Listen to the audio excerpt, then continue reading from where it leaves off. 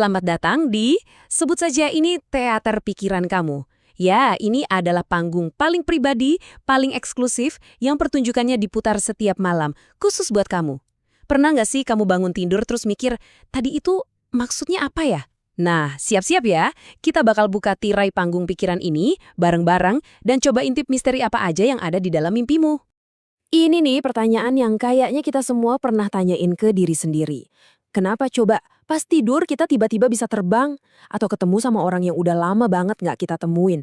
Atau bahkan ada di tempat yang kita nggak kenal sama sekali? Ini bukan sekedar gambar acak loh. Ini adalah bahasa rahasia dari pikiran kita sendiri.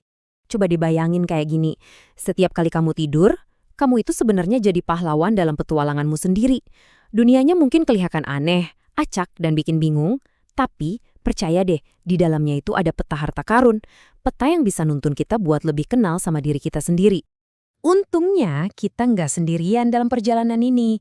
Selama lebih dari 100 tahun, udah banyak banget pemikir-pemikir hebat yang mencoba memetakan dunia misterius ini. Mereka inilah yang bakal jadi pemandu kita. Yuk kita kenalan sama beberapa di antaranya.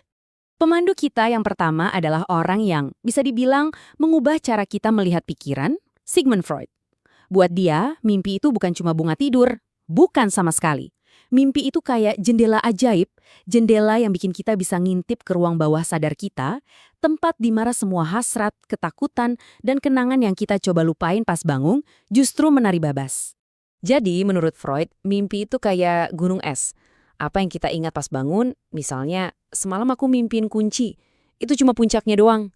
Itu yang disebut isi manifest. Nah, yang paling penting justru yang ada di bawah permukaan, isi laten. Kunci tadi itu mungkin bukan sekedar kunci biasa. Bisa jadi itu simbol solusi yang lagi kamu cari atau rahasia yang kamu pendam. Tugas kita, kata Freud, yang nyelam ke bawah, bongkar makna tersembunyinya itu biar kita ngerti. Oh, ini toh konflik batin yang lagi gua hadapin.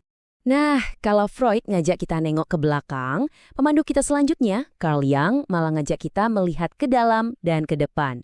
Jung percaya mimpi itu bukan gudang masa lalu yang suram, tapi lebih ke sebuah dialog internal.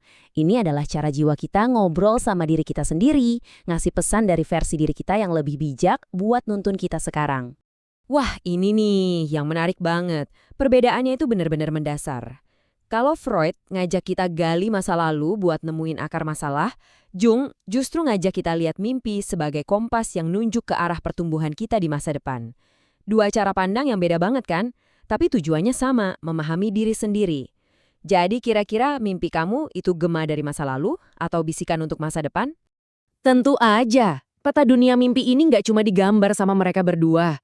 Alfred Adler misalnya ngelihat mimpi itu kayak ruang latihan buat pikiran, tempat kita nyoba-nyoba solusi buat masalah di dunia nyata.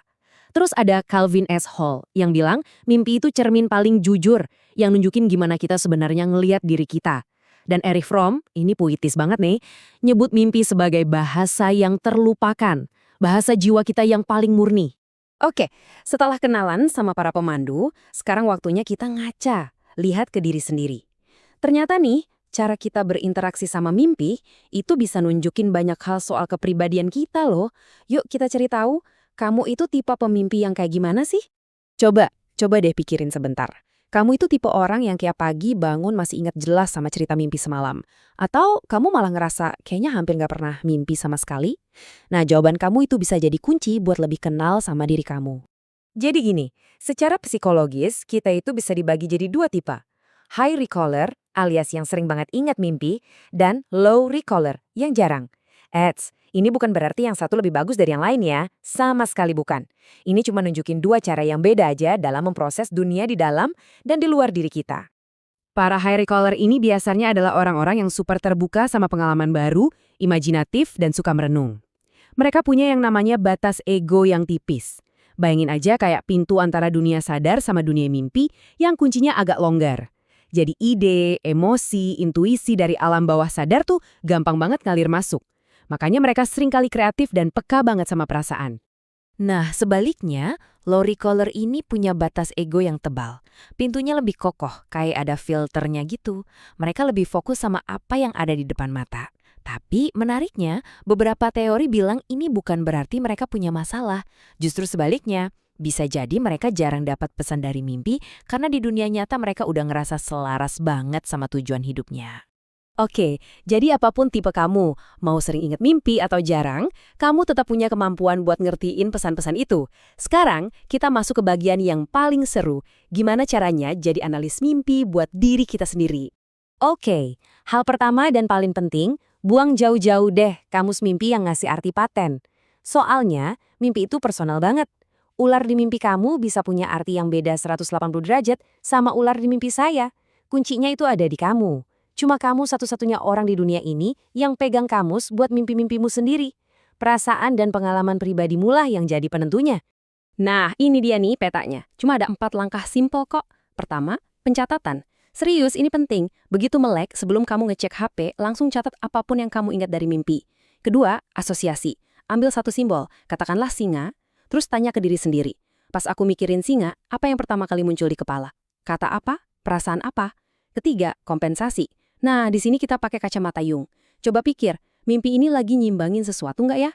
Misalnya di dunia nyata kamu lagi ngerasa kecil hati. Di mimpi kamu jadi singa yang gagah. Mungkin itu cara jua kamu ngingetin, kamu tuh punya kekuatan. Terakhir, gaya hidup. Ini kita mikir kayak Adler. Kira-kira mimpi ini lagi nyoba mecahin masalah apa ya di hidupku sekarang? Bisa jadi itu semacam latihan mental buat ngadepin bos besok pagi. Terus ngapain sih repot-repot ngelakuin ini semua? Wah, manfaatnya luar biasa. Ini bisa bantu kita nyelesain konflik batin, mancing kreativitas. Kamu tahu nggak sih katanya struktur molekul benzena sama lagu Yesterday-nya The Beatles itu idenya datang dari mimpi. Dan bahkan bisa jadi sistem peringatan dini buat kesehatan mental kita. Jadi perjalanan kita di sini memang berakhir untuk sekarang. Tapi petualangan kamu baru aja mau dimulai. Coba deh, sebelum tidur, bilang kalimat ini ke diri sendiri. Sebuah niat yang sederhana kadang udah cukup banget buat buka pintu ke dunia yang luar biasa di dalam pikiranmu. Kira-kira apa ya yang bakal kamu temukan di sana?